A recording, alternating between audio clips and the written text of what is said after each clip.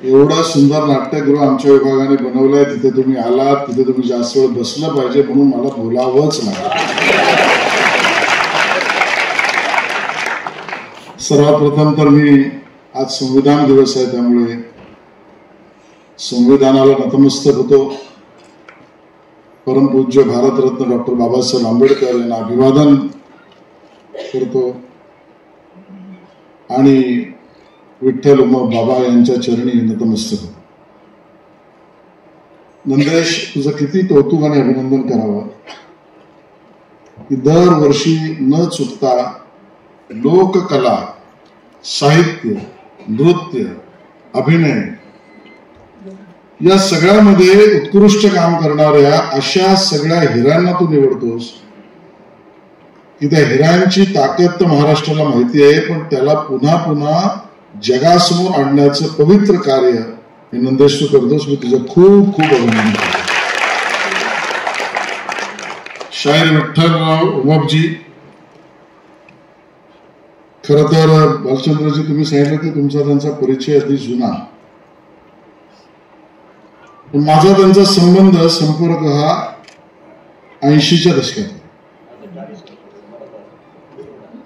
मी तुम्हाला जागाही सांगेन, 12-13 वर्षाचं मी असेन. बखरी अड्डा ते जेकब सर्कल ते न्यू शिरीन टॉकीज ते 7 रस्ता, राऊतजी त्याला एंडोर्स करते. याच भागामध्ये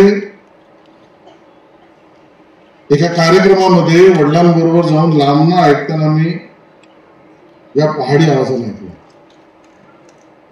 तेव्हापासून मनात घर केलेला आवाज हा विठ्ठल उमप यांचा. तेव्हापासून नंदेश तुला मिळत नाही कधी आपल्या गप्पांमध्ये विषय नाही. हा तेव्हापासूनचा माझ्या मनावर छाप सोडलेला विठ्ठल उमपांचा आवाज आहे. विठ्ठल उमप बाबा यांचं वर्णन करायचं झालं तर कशा कशा पद्धतीने करावं. त्यांच्या आवाजात मला चळवळ दिसते, महाराष्ट्रात तडप दिसते. त्या चळवळीची ज्याने महाराष्ट्र उभा राहिला, अंगार पेटून उभा केला, तो आवाज आणि ती चळवळ म्हणजे आमच्या बाबांचा आवाज आहे. खरं तर म्हटलं जाईल तर त्या काळामध्ये वंचितांचा दबलेला आवाज ज्याला म्हणावं, पण तरीही दबलेल्या आवाजाच्या वर्गाचं प्रतिनिधित्व करणारा पहाडी आवाज म्हणजे विठ्ठलराव उमप. प्रकाश झोतापासून खरं तर लांबच राहील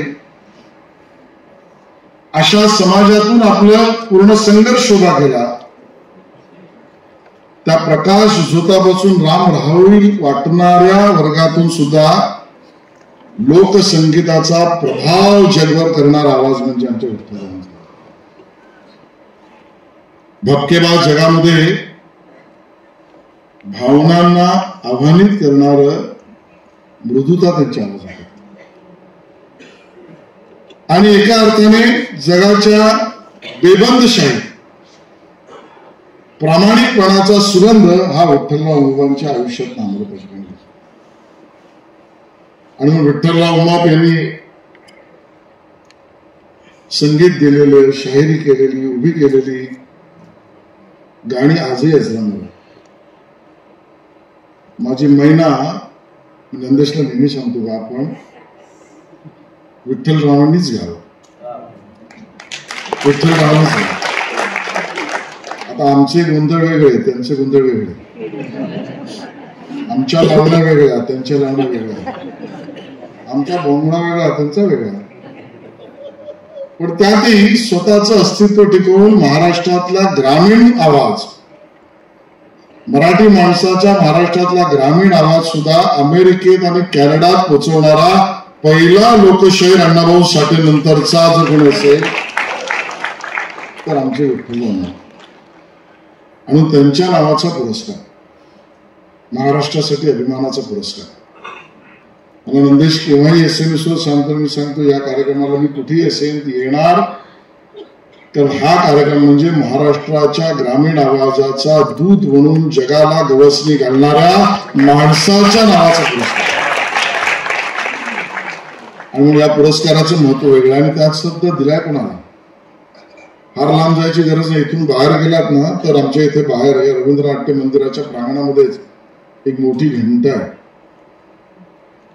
ती आमच्या शिंदेंनी उभी केली.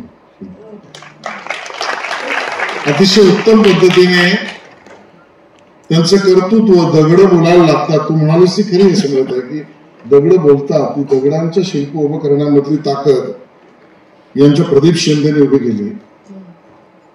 हरिश्चंद्राची फॅक्टरीचा उल्लेख केल्यानंतर मला विशेषतः मुकाशी साहेब तुमच्याबद्दल म्हणायचं की त्या ठिकाणी उभं केलेलं स्क्रीन प्ले पेक्षाही त्याच्यातले सीन्स जे आहेत ना, की त्यामधला तो काळ पुन्हा आपल्याला मागे घेऊन जाणारा, उभं करण्यासाठीची कल्पना शक्ती, त्या गोष्टींची जुळवाजुळव, यामधलं तुमचं यश आजच्या मराठी दिग्दर्शकांमध्ये तुम्हाला अमूल्य ठरवतं. इतकं मोठं काम होतं. मला नावानेच मोहिनी घातली म्हणून मी मधुगंधाताईंना सांगितलं की बाबा मला लग्न बंबाळ बघायचंच आहे. चुकलं कसं भालचंद्रजी मला माहित नाही. हे लग्न बंबाळ त्याची मागणी मी व्हिडिओ त्यांच्याकडे केला. बाकीच्या नाटकांचा रिव्ह्यू मी घेतला. त्यामुळे या सगळ्यामधलं या जोडप्याला मिळालेलं स्वतःच्या कर्तृत्वाने पारितोषिक आणि पुरस्कार खूप अभिनंदनास पात्र आहेत. रिंकूताई, तुम्ही सैराटचा उल्लेख केला, पण बऱ्याच युवक युवतींनी तो सिनेमा बघितल्यानंतर तिच्या प्रभावामध्ये जातीभेदाच्या विरोधात ताकदीने उभं राहायचं ठरवलं. इतकं प्रभावशाली अभिनय आमच्या रिंकूताईंनी केला. तुला सुद्धा या विठ्ठल बाबांच्या नावाचा पुरस्कार मिळतोय, याच्यापेक्षा दुसरं यश. राऊत साहेब माझा परिचय जुना, आपण एखाद कार्यक्रम पण बरोबर केलेत आणि त्यामुळे आताही ज्यावेळेला तुम्ही या ठिकाणी जणू काही लेखनी सरस्वतीची कागदावर बसल्या बसल्या कागदावर न बोलता तोंडानेच तुम्ही सुरू केली. आणि जयवंत वाडकर म्हणजे जर हा माणूस निवडणुकीत उभा राहिला तर याचं निशाणी मोबाईलच ठेवायचं. आता मुंबई महानगरपालिका जवळ आहे, मला भाजपला जिंकवायचे, तू काय उभा राहायला येऊ नकोस. करायचं असेल तर समर्थन मला. आणि भीमराव पांचाळेंचा माझा परिचय त्यांना म्हटलं सगळं नका सांगू. मालाडच्या घरी सुद्धा वहिनी इथे आहेत. मी शोधत पोचलो. SBI कॉलनी बरोबर, स्टेट बँक ऑफ इंडिया. आणि मग तिथे सुद्धा आता तुम्ही काटे कुठेच नव्हते. आम्हाला प्रॉब्लेम चमच्यांचा आहे.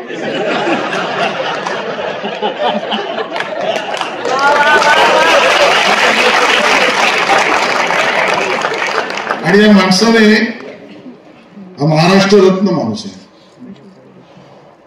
महाराष्ट्र रत्न यासाठी मी म्हणतो की महाराष्ट्राची रत्न जनरली त्यातलं चमचमणारं रत्न हे भीमराव पांचाळे. त्याचं कारण मनुष्याला हसताना काय बघितलं पाहिजे, रडताना काय विचार केला पाहिजे, समोरच्याच्या डोळ्यातले अश्रू आल्यावर काय बघितलं पाहिजे आणि सरणावर जाताना सुद्धा काय विचार केला पाहिजे. सुरेश भटांच्या गझलांना तुम्ही चाललेली आहे गायला.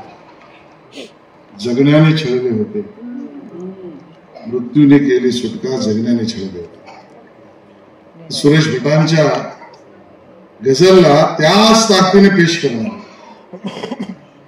आणि मग माझा परिचय भीमरावचे त्या जुन्या, त्यामुळे या मंचावर आल्यावर मला खूप बरं वाटायचं. कारण आमचे भालचंद्र मुंडगेकरजी 90च्या दशकापासून झाला त्यांचा परिचय.